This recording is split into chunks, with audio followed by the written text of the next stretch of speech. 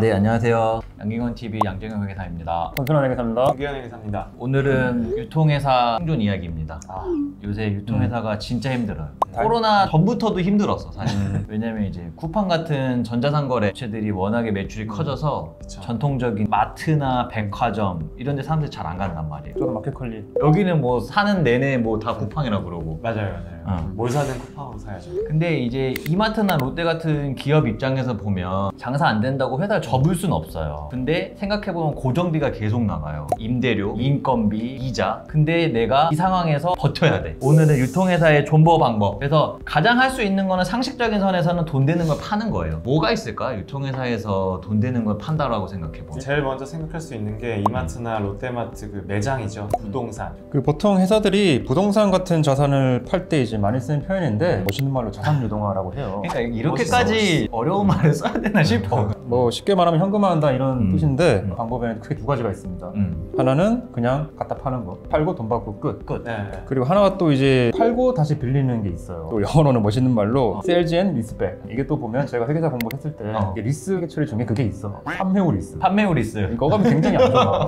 하여튼 뭐 그런 게 있는데 오늘은 그 얘기를 한번 해보도록 하겠습니다. 네. 세일즈 앤 리스백. 팔고 다시 빌리는 거를 멋있는 말로 세일즈 앤 리스백이라고 합니다. 편해. 2019년도에 이마트랑 롯데가 둘 다 본인들이 소유하고 있는 마트나 백화점을 세일즈 앤 리스백 방식으로 팔았어요. 이마트가 본인 소유 마트 중에 13개를 9,500억 원의 세일즈 앤 리스백으로 했다는 기사가 있어요.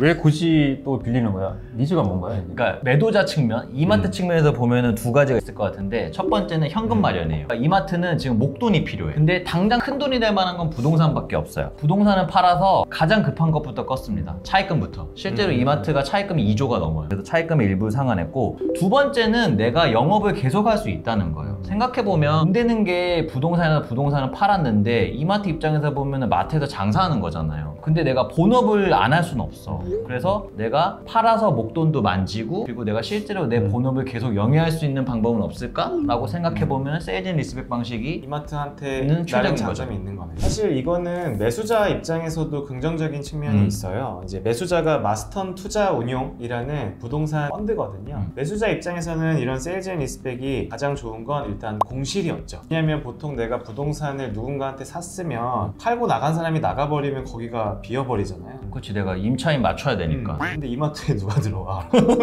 그 넓은 곳에 임차인을 맞출 수가 없는데 이마트가 10년 동안 쓰겠다라는 계약을 했어요. 10년 동안 이 부동산 사모펀드 매수자는 공실에 대한 리스크를 없앨 수 있는 거죠. 없는 거지. 그러면 세일즈 앤 리스백 단점은 뭐예요? 뭐 매도자 입장에선 임차료가 단점이죠. 왜냐면은 이마트 내가 갖고 있었던 건물이어서 내 건물인데 내가 임차료를 왜 내? 근데 이제 세일즈 내가 팔았으니까 리스 다시 임대료를 내야 되는데 근데 1년에 한 450억 원의 임대료를 계약을 했거든요. 그럼 이게 10년을 곱하면 4,500억 정도. 절반이네? 그러니까 내가 부동산 팔고 9,500억 받았는데 내가 10년 동안 내야 될 임대료가 4,500억인 거야. 그러니까 절반 임대료 다시 토해내야 그러니까 되는 이마트는 어떻게 해야 돼? 9,500억 갖고 10년 동안 잘해야지. 그래서 야구단도 산 거예요. 야구단 살 돈이 없는데. 그런가? 매수자 입장에서는 단점은 뭐 워낙 뻔하죠. 돈 못 받을 위험. 이마트가 망하면 이마트가 망하면 10년 후에 이마트가 망해. 그 자리에 누가 들어오지? 들어오겠어? 형 창고 들어오면 딱 들어가.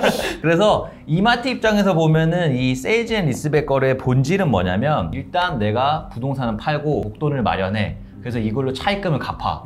부도가 날 수는 없으니까. 그리고 내가 영업을 안 할 수는 없죠. 그래서 내가 10년 동안은 다시 빌렸어.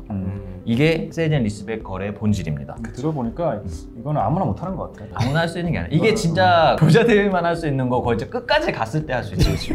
이번에는 롯데쇼핑에 네. 대해서 알아볼게요. 롯데쇼핑도 백화점, 마트, 뭐 아울렛 같은 거 총 8개 부동산을 세일즈 앤 리스백 방식으로 유동화를 했습니다. 네. 그래서 거래 구조가 이마트랑 보면은 똑같아요. 매도자는 롯데, 매도 대상 부동산은 롯데쇼핑이 보유하는 부동산들, 마트나 백화점 이런 거고. 근데 이제 이마트와 약간 다른 점은 매수자가 이제 아까 전에 부동산 펀드였잖아요. 펀드죠. 근데 이제 이번 케이스는 부동산 투자회사 그런 말도 또 나와요. 리츠라고 합니다. 그래서 리츠는 나는 진짜로 많이 들어봤거든. 우리 안진 다닐 때도 리츠 감사를 했었어. 리츠는 과자 이름.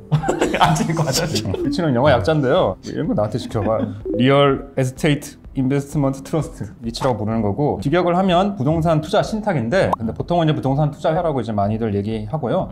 제 생각에도 신탁보다는 회사가 좀 더 쉬운 편인 것 같아요. 실제로 이제 성법상 주식회사기도 하고. 이마트는 마스턴 투자운용에서 설립한 부동산 펀드한테 판 거고, 그러면 생각해보면 이마트랑 부동산 펀드는 전혀 특관자가 아니에요. 남이죠. 진짜 생판 남한테 판 거예요. 근데 롯데는 리츠로 팔았다 그랬잖아요. 네. 근데 리츠 이름이 롯데 리츠야. 그러니까 롯데 쇼핑이 롯데 리츠라는 자회사를 만들어가지고 본인들이 본인의 부동산을 자회사한테 판 거예요. 롯데 리츠의 지분율이 롯데 쇼핑이 50%, 나머지 50%가 일반 개미 투자자들한테 공모로 모았어요. 그러면 이마트는 사모부동산 펀드한테 매각한 이유가 있나요? 보면은 롯데처럼 이 공모리츠를 만들려고 하면은 시간이 많이 걸려요. 일단 국토부 인가를 받아야 돼. 나라의 허락을 받아야 돼. 어쨌든 또 주식시장에 상장하는 거기 때문에 많이 상장이지. 정말 힘들겠어요. 어쨌든 그 사모펀드는 그런 게 없으니까 그냥 이제 후다닥 풀어지는 거죠. 실제로 기사 같은 거 보면은 이마트가 돈이 진짜 급했다고 해요. 급하니까 이렇게 했겠지.